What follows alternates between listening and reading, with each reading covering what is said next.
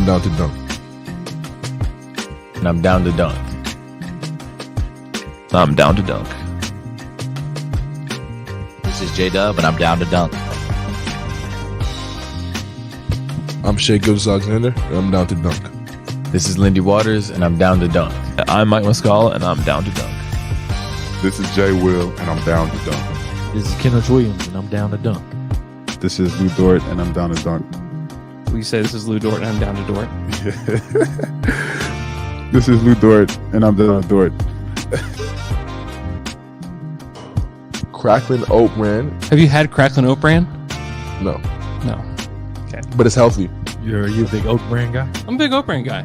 Okay. I think I would switch it with Fruity Pebbles. Okay, eat faster. Don't put as much in the bowl. If you have a gallon of milk, I can also take home. You don't have milk at home? One cinnamon toast. Okay. Crunch. Yeah. Cereal is great. Yeah.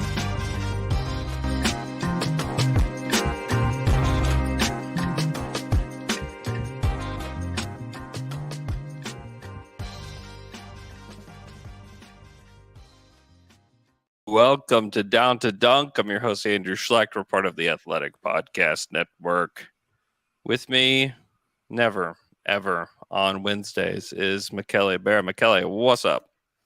Well, this week has been interesting. A lot of podcasting. Yeah, a lot of great topics. I mean, That's the right. draft in the future or in the past. So that's awesome. So we're not reacting to anything that's happened over the weekend or Monday, Tuesday, because this is being recorded on Saturday. So Michele was gracious enough with his time to record on Saturday for me so that we get you guys some content while I'm taking some time off. And How dare you taking time off? It's in the middle of the season. What is this thing? was actually encouraged by my employer, which was just a delight. Wow.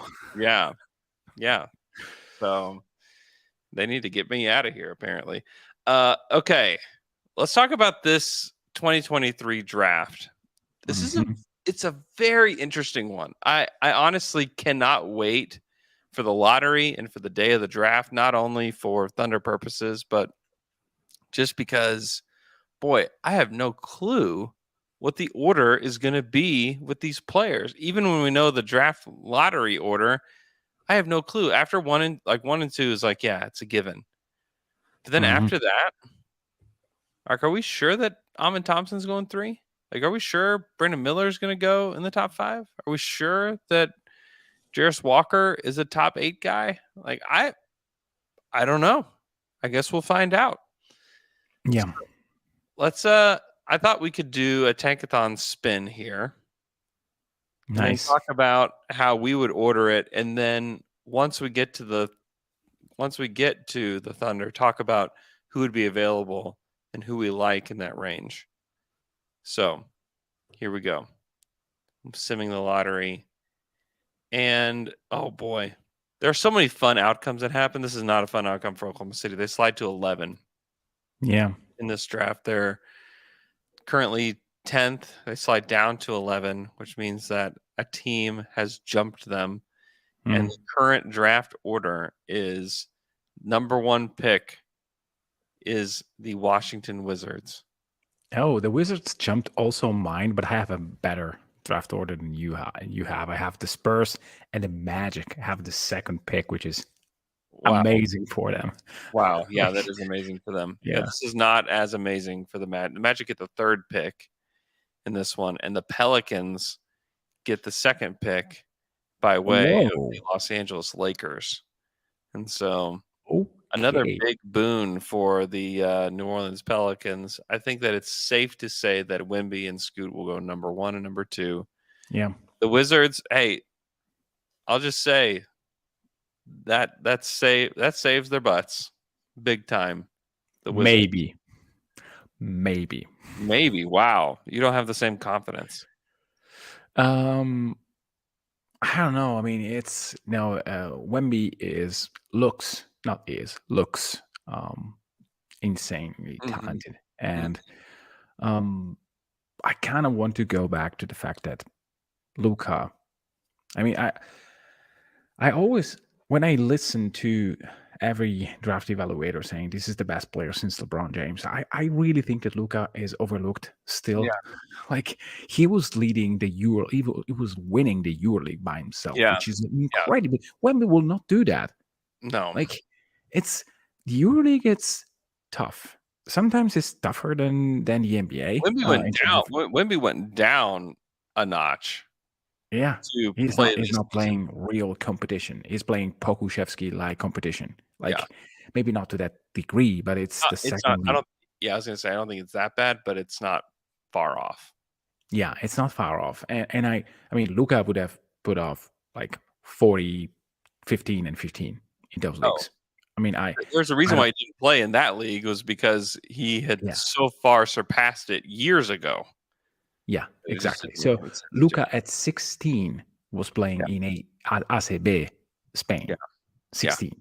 So I mean, when I hear this, I always think about Luka and say, yeah, okay, the Mavs are still screwing up a little bit with him. Yeah, so and the Mavs are a better organization than the Wizards. So I don't think that will automatically save them. Yeah, no, that's a good call. There's a big chance that Wemby alone will just destroy everyone, and they will do the Twin Towers with Porzingis, and he will average 30, 15, and with 5 blocks. It can happen. I just need to see it.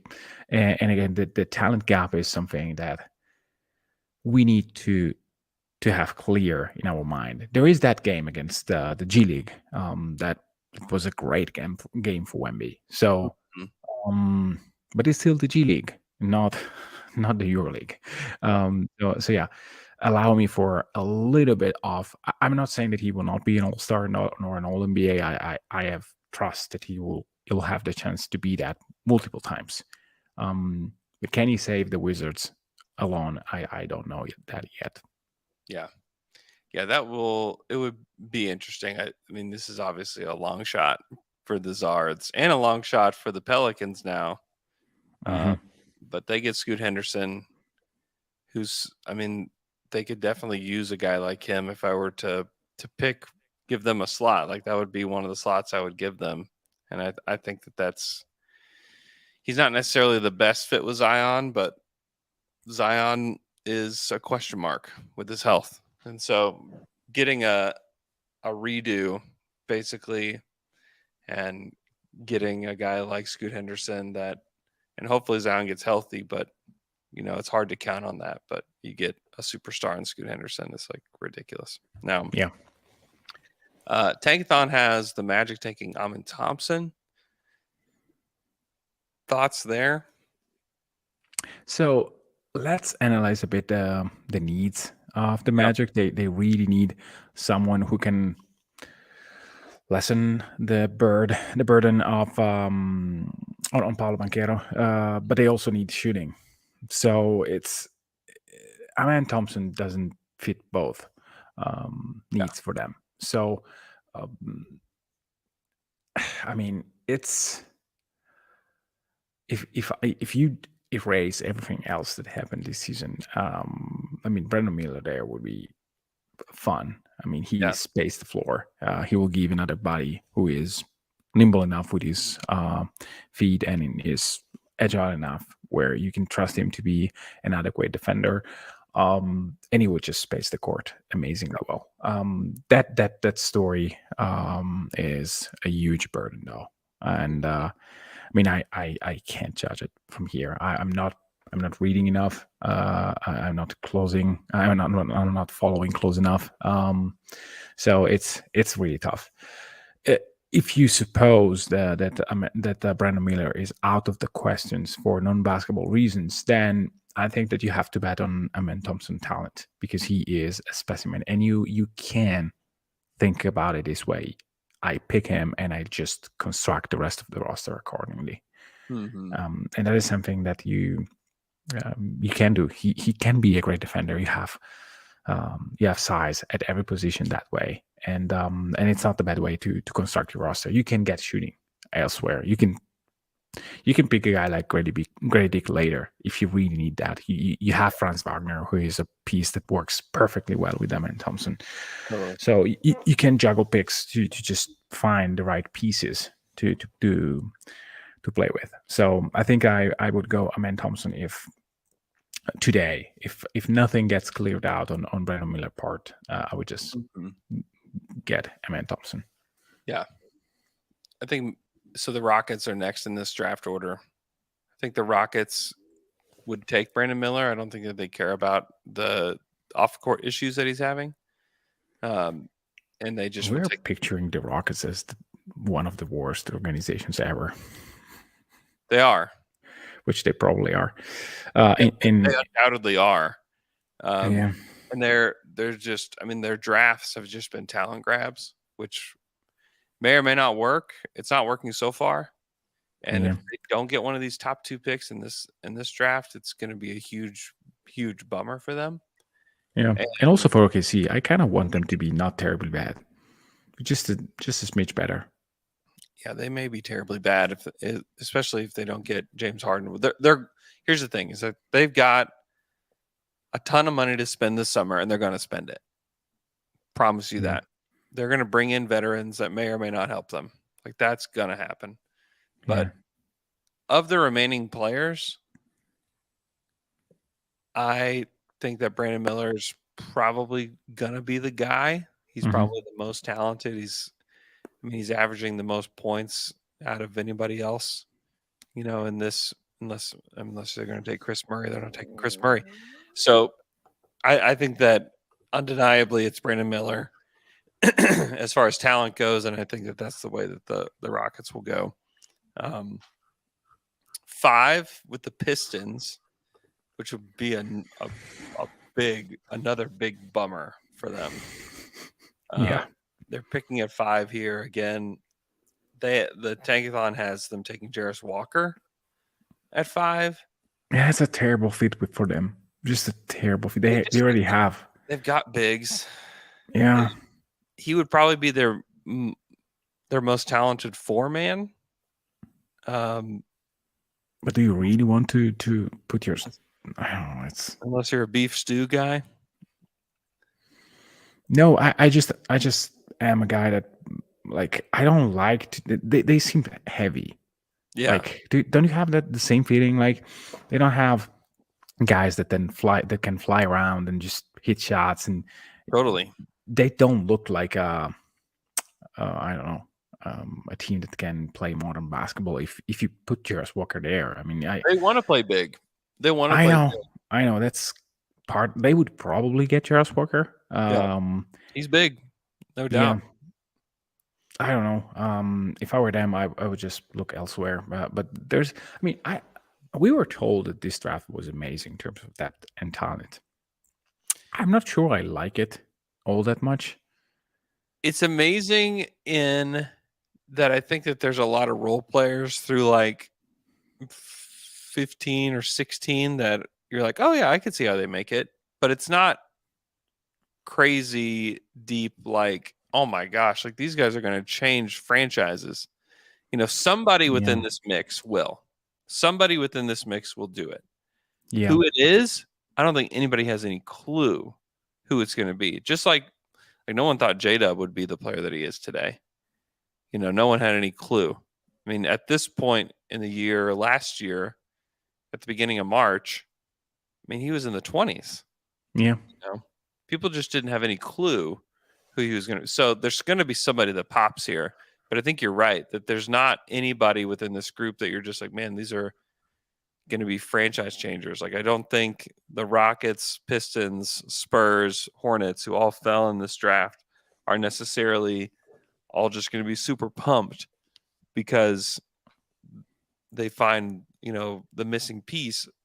They may, but it's just not as apparent, Yeah, this draft, I like this draft a lot, especially if the Thunder are picking in like the 7, 8, 9, 10 range, because I do think that it kind of flattens out because the talent, I'm not sure. Like, are we sure that Jarris Walker is that much more talented than Keontae George? Like, boy, the problem is they're so different. Yeah, And they're like so different. to judge I mean, the differences is I think is really, really tough. Keontae George can shoot it like crazy, Yeah. but he's small. Yeah. It's not super duper small. Isaiah Joe is 6'4", so he's the same size as Isaiah Joe, and he can play a similar role with better playmaking skills. Yeah, totally. So he's not the player that you can't see him making it in the league, because Mhm. Isaiah Joe is making it in the league. Yeah. If he was up for a contract in June, he would probably command like at least the MLE, at least Yeah, probably so. being this kind of a shooter. Um, but where we are with the Pistons, I don't know. I mean, if you like to play big, then pick Jarris Walker. I don't think that Oscar Thompson is without. It's a foregone conclusion here. I mean, he's probably in the mix. Yeah. He can play off ball. The problem with them is that they don't play fast, and they play traditional bigs, and that's the problem with taking the Thompson twins. If you're not going to play fast, you're taking away their silver bullet. I know, but with Ivy and with Duran, if you have a guy like Oscar Thompson that can play both forward positions, maybe you can be a little bit more quicker. At least in getting in transition. So I don't like him Whitmore. I like Riddick, but it's too early. Nick Smith, I don't know. The first few games were, I think, very interesting, but he's Pistons. Yeah, it's kind of a high volume, low efficiency guy, which is not the kind of guy that you need. He may be someone that in draft workouts he excels because he's better suited to play certain kind of basketball than the one that he's playing right now. But I don't know. So long story short, I think Jarris Walker is a fine pick here. If OKC was picking here, I would not pick him. I would probably draft someone else. But for the Pistons, I think it's at least he fits the mold of what they are building, which I don't support. But yeah, hey. The Spurs slid to 6th in this one. Tankathon has a Sar Thompson going there. I think that's fine. I think Nick Smith would also be somebody that you would consider there. They really need. Yeah, go ahead. Don't you? I mean, I don't like Cam Whitmore. I really don't. But he really is talented and young, and he is really a guy that can create. Yeah, I mean, they already have an undersized power forward that scores. But he's 6'7", and he can play like a wing, not like wing forward. Yeah, you don't like that? I think he's interesting. I think they still need like somebody to stir the drink a little bit, and I would probably swing at Keontae George at this point if I were them. Okay. That's an okay. Yeah, I know. I just wonder, you have a guy like Vassell who is like okay at playing with anybody who's handling the ball. Yeah. So I don't know. It's swinging a little bit with Ken Whitmore, saying okay, he can really create his own shot. He doesn't pass it at all, but maybe never. Never. That's the issue. That's why I kind of don't love this draft. There are a lot of players that are. There's a lot of flawed players that. Yeah. Cam is really talented. And I think somebody, I mean, if the Rockets fell further, I think that he's somebody that they would take. Yeah. I think that probably Charlotte would take him at 7. Mm-hmm. He's explosive. He can really hoop. He's an interesting player. He's playing on a really, really bad Villanova team, which doesn't help his cause. Yeah, I thought I would like him more before the season. You think about 6'7", like beefy, can score, can shoot, plays in transition. Like, oh man, that'd be awesome to play next to Chet. And then you watch him play, and you're like, yeah, no, yeah, that's not it. He's not a Thunder player. You watch possession, say, oh, why are you doing it? Oh no, say, oh, okay, he scored. Yeah, that's good. Yeah, that's not the guy. That's not the guy. Yeah, I would probably take Cam 7th for the Hornets. Mm-hmm. And the The Pacers. Hornets in your spin, it's a disaster spin for so Oh, many my. franchises. Oh, Just basically for all the bad franchises. yeah. Can you imagine the Spurs? Like they are tanking hard. They won last Oh night. boy, yeah. They stink. Um, Yeah, I know they beat the Nuggets, but they stink. They're so bad. yeah, they are so bad. And you get and all you get is Jarris Walker or Nick Smith or Keontae George or Cam Whitmore. That is a disaster. I mean, honestly, like the Thunder have been in this position, where they tank and it was ugly and they get picked 6. They got Josh Giddey. Giddey. It worked out for them. But Yeah. how deflated the fan base felt that night Yeah. after the lottery was just like this. I mean, I remember sitting down and just saying, like, this is literally the worst possible outcome for this franchise right now. Yeah. And I remember I don't know he was the guy who was podcasting. Why I don't remember his name. The great guy from Boston, the one that I'm missing so much in Viceni's podcast. Why I'm not remembering the name of the Matt guy. Penny? Matt Penny. Great guy, Matt Penny. Yeah. Who was in love with Franz Wagner. Say, can you imagine the Thunder getting Franz Wagner? Now, can you imagine the Thunder getting Franz Wagner? Yeah, it would have been awesome. Giddy's great. I think Giddy is great because I think he's got still a little bit higher ceiling with his. He does ball handling, passing stuff. But my point was, hey, after Giddy, there was another player. There's another one tanking for. Yeah, definitely. Yeah, and we didn't know it at the time. No. That's why with this draft too, like you got to let stuff play out. I do think that there's immense talent around, but you have to figure out who it is. I mean, even back with that draft, like no one knew who these. I mean, no one ever knows who these guys are going to be. Let's just be honest. Sorry. No, bless you. But like, look at how that draft order went. I mean, Cade 1, Jalen Green 2. Jalen Green's not going 2 again. No. Evan Mobley was 3. Like Evan Mobley might go 1 if you do this whole thing again. Scotty Barnes at 4, which felt a little high, but that was the right thing to do. I mean, the Thunder. Would you pick him 4? Huh? Would you pick him 4 today? If you have to redraft that? I don't know. There's been issues with Scotty. Definitely. Mm-hmm. Would you pick Giddey before him? I think the defensive upside of Scotty is still there, so I probably would still go Scotty. For the Thunder? For the Thunder, if the Thunder were picking 4? Create your redraft for OKC. 1, 2, 3, 4. Oh, number 1, Evan Mobley. Number 2, Cade Cunningham. Number 3. Oh, Lord.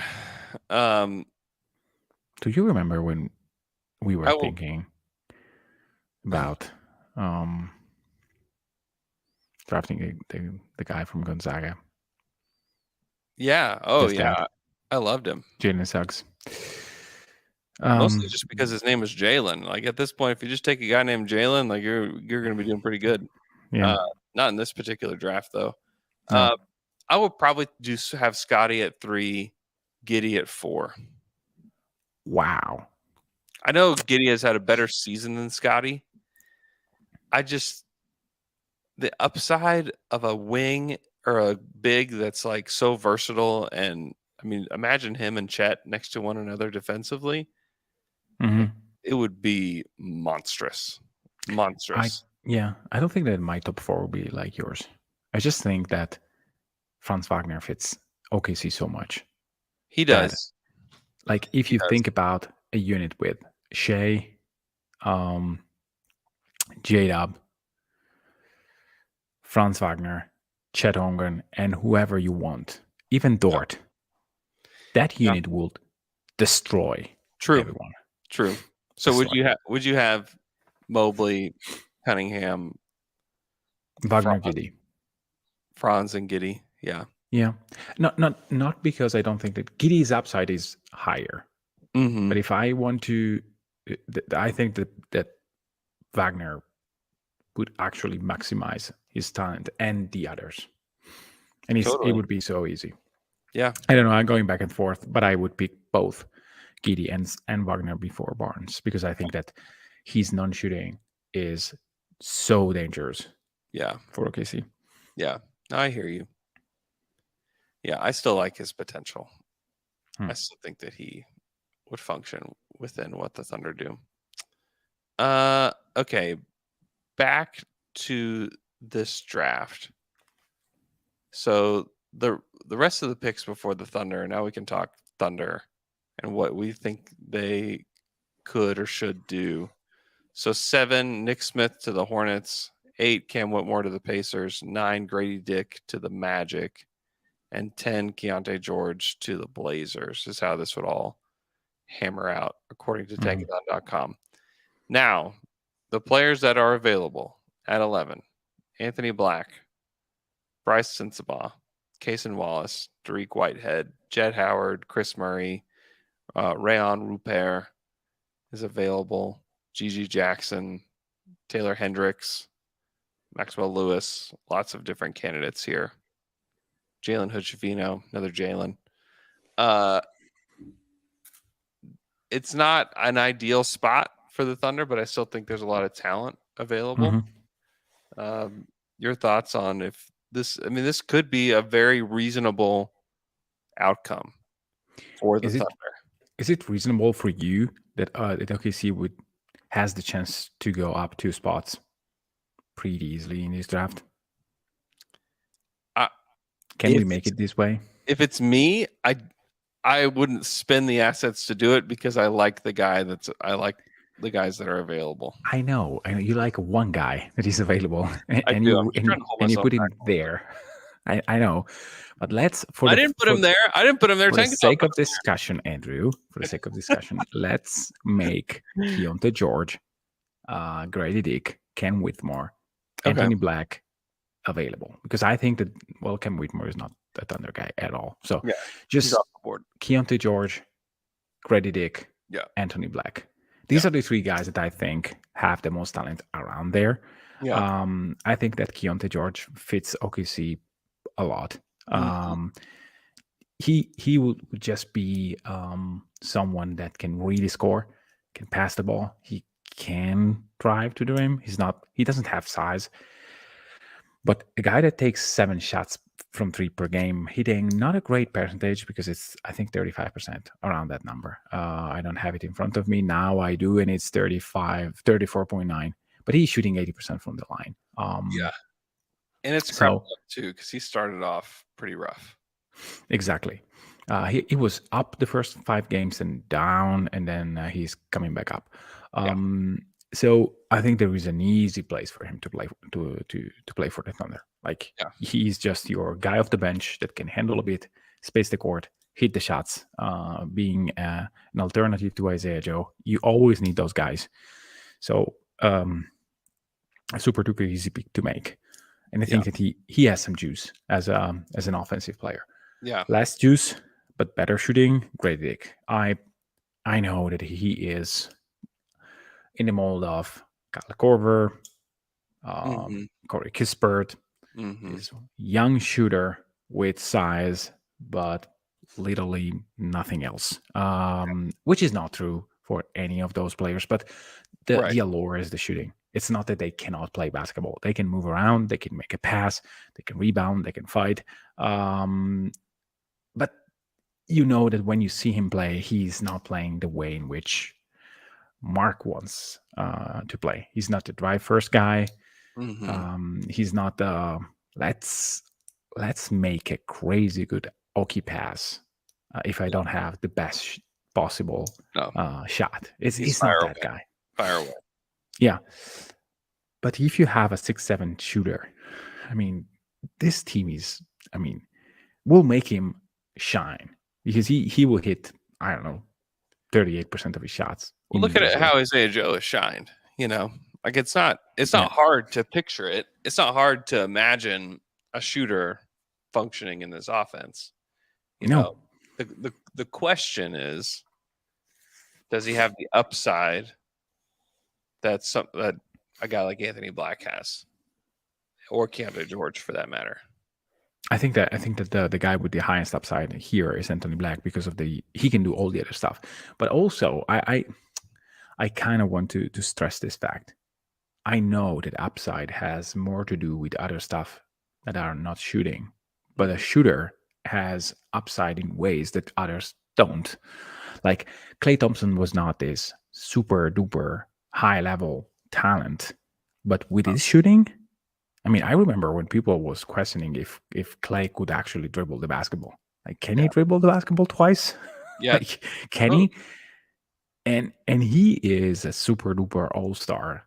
And I'm not saying that Grady Dick is that guy, but he is similar in size. Mm-hmm. And he will be the same kind of shooter. Not maybe the same, because Klay is literally one of the best clutch shooters in the history of basketball. I mean, 11 of 13 that night. I still have goosebumps in the bad way. So I don't know. Of the three, I would probably rank them: Grady Dick, Anthony Black, and then Keontae George.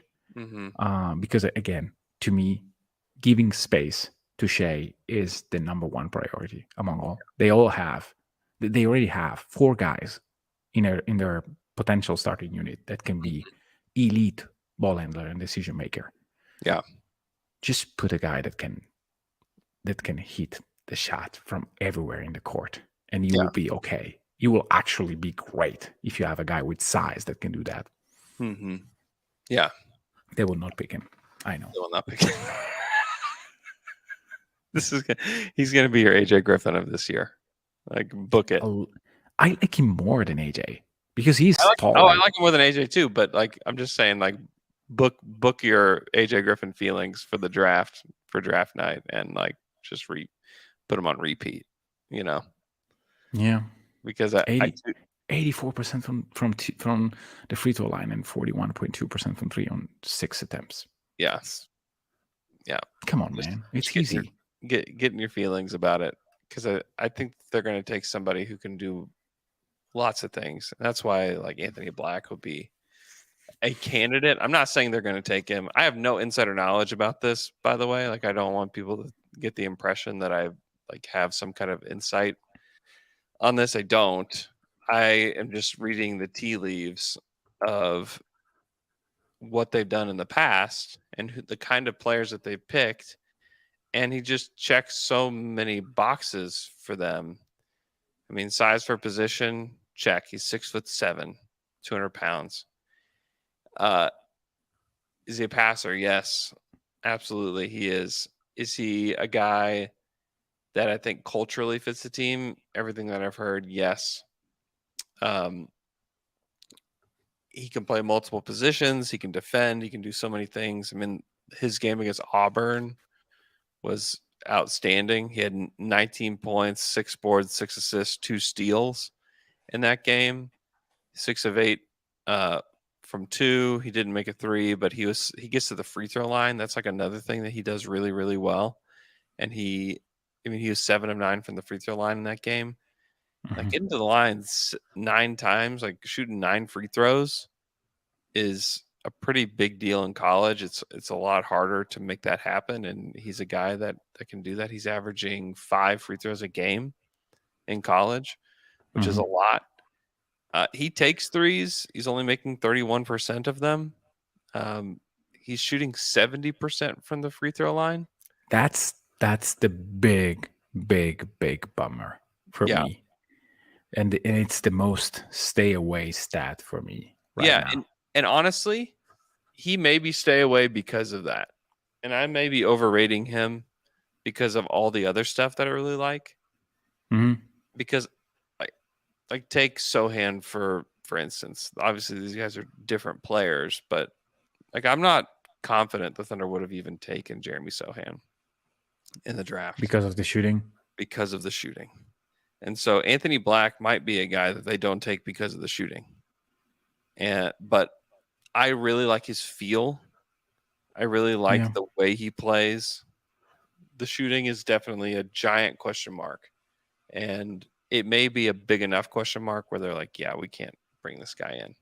So, and then if that's the case, I don't know who they go with, at 11 here with Keontae and Grady Dick gone. Then the question is then who? Then it's Ryan Rupert. Yeah, exactly. Yeah, you know what? That's probably what they do is they take Rayon Rupert at that. Yeah. At Or that spot. Is it? Do you think that they will punt this pick? I don't Just think try- that's an impossible. That's not something that I think is impossible. Is that they just Yeah. say, you know what, this isn't it at 11. Yeah. Somebody give us 2 future picks, way down the road, and we'll try again next year. Yeah. I don't think that's out of the question. Yeah. That's something that can actually happen. I'm not in love with this draft for OKC, to be honest with you. There are players that will probably jump higher when it's all said and done. Hendricks is a guy that we will discuss on After Dark soon. I will discuss on After Dark soon. And I have yet to start watching him. There will be players that are right now in this 15 to 25 zone, and they will bump up. There is Derek Whitehead from Duke. He is getting better by the day, and he's a super duper extremely young. He made 16 points in 19 minutes in his last game for Duke against Miami. So, and he's over the past few games, he's actually getting better. So there is a ton of players that are yet to find themselves in this draft. So we'll see. Yeah, that's going to shape up. I think no one has any clue what to do with a lot of these guys. To be honest, I think that you could have so many different draft orders, and a lot of it is waiting for the lottery.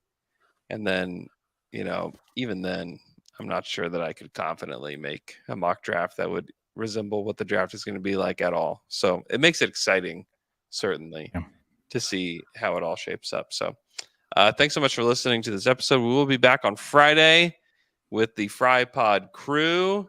I think L-Man is returning Friday. I think Jay will not be there Friday, but should be a wild one. So prepare for that. We will talk about the Thunder's week, how they performed in these games, where they're at in the standings, all of that. So get ready for that show. Hope you guys have a great day. We will talk to you guys again on Friday.